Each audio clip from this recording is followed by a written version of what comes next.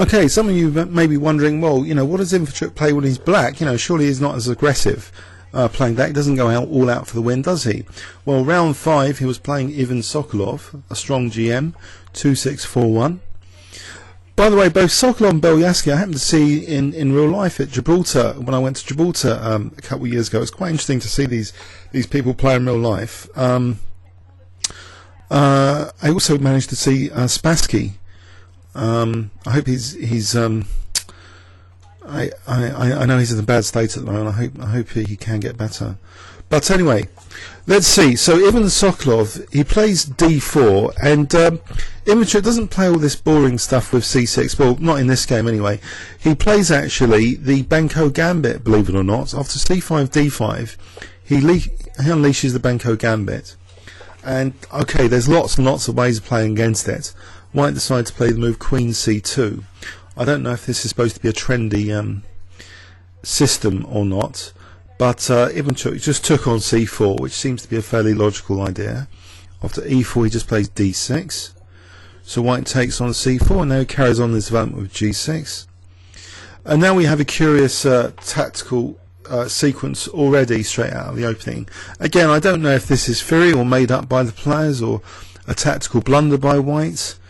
You would assume a 26-40 playing this line would know if this is tactically vulnerable, this move on the diagonal. So Ivanchuk here, I wonder if you can spot the move. I know it looks as though black hasn't got much development.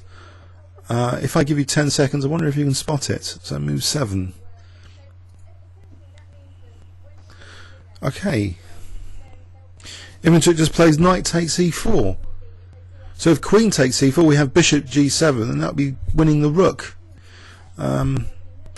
So White, I don't know, is this an intentional gambit? He just plays bishop b2, and okay, so black's faced with a lag in development potentially, and potentially bishop f6s, and maybe, you know, his king's going to get slaughtered.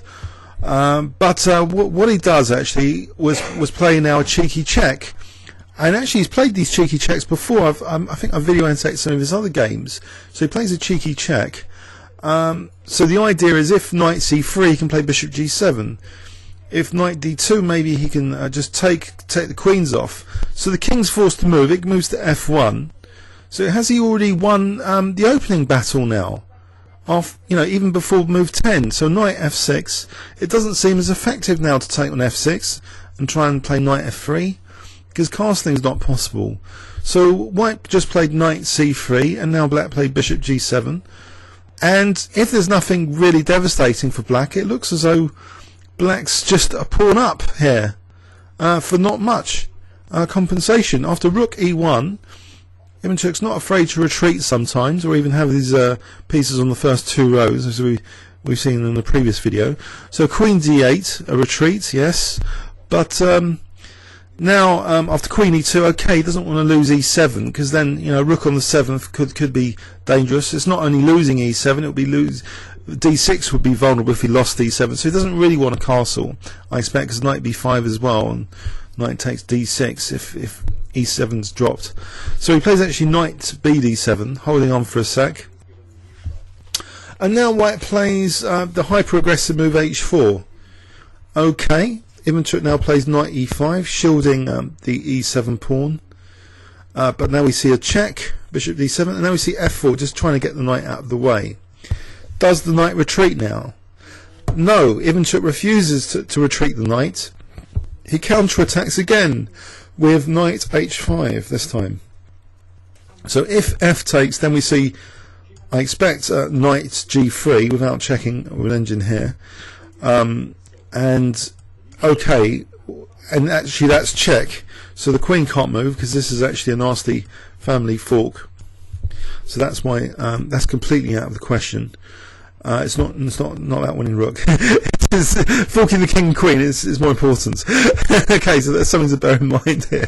So bishop takes d7 is first played, and now queen e3 to stop that knight g3. But in this position, it's really starting to look a bit strange for White. This development doesn't look too impressive, and these pawns look a bit vulnerable. So Queen F5, and what is White doing about the F4 pawn? Well, he protects it, but now we see Queen D3 check, and White really doesn't want an exchange of queens with Knight takes D3, because then if the rook moves Knight takes B2 and Bishop C3, that's going to be all over. So he can't take, so he allows Ivanchuk to take, and now Ivanchuk plays Knight G4, and what a miserable position to have with the white pieces. A knight on the rim, which as we know is dim, lack of development, a rook which is kind of trapped on H1 at the moment, and not only that, these pawns still vulnerable, this bishop kind of lethal, this bishop not doing anything, just supporting C3. So a total disaster actually at move 20 for White. After rook F3 we see bishop D4 check, adding to the misery of the white position. Now king F1 knight E3 check, so forking the king and G2 if it moves, and in fact Ivanchuk does take on G2. He doesn't see a problem with that. It's also not just one G2, he's attacking H4 now. So White presumably tries to defend H4, but of course with that knight move F4 is now dropping off. But first, before taking it, the move H6 is played. So after knight Ge4, knight takes F4 check. I don't know where Sokolov was in this game, or what the opening was about, or how much theory these GMs really know. I'm just really confused by this game, how this could happen to a 26-40 GM. I mean, it's amazing, isn't it? I mean, let's have a look in overview and summary. So Benko Gambit with Queen C2. I mean, maybe this was a surprise move or something to try and get black out of theory. Maybe even didn't know it that well. But it surely, if this is bad for White, he should know about this, that the move B3 is not the best here. Just carry on developing knight F3 and castles. Get castled. It's a basic, simple rule of chess, which I think even GMs have to respect basic principles of development, just to, safely develop pieces and castle. So instead we see B3, and as we've seen in Maurice Ashley's The Secret of Chess, what does B3 do? Well, the weakness of that last move is the diagonal.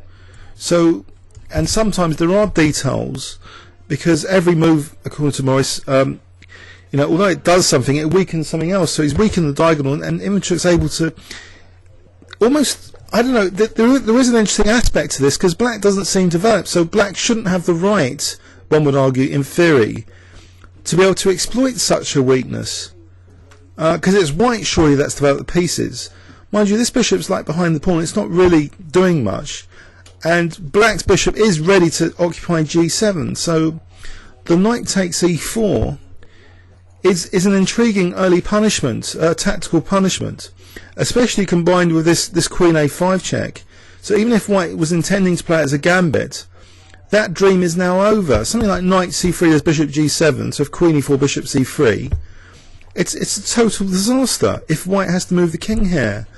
So knight F6, and there's a little bit of pressure to soak up on E7, and now this H4 just creates further weaknesses. I mean, it looks like a very elegant game. I mean, not moving the knight now, just playing knight H5 with knight G3 as a major threat. Maybe this is one of Ivan's worst losses with White. I mean, Queen F5, he's really being punished now. In this position on this diagonal, with his king still vulnerable, and just forcibly losing even more pawns here, one after the other. Weird. Comments or questions on YouTube? Thanks very much.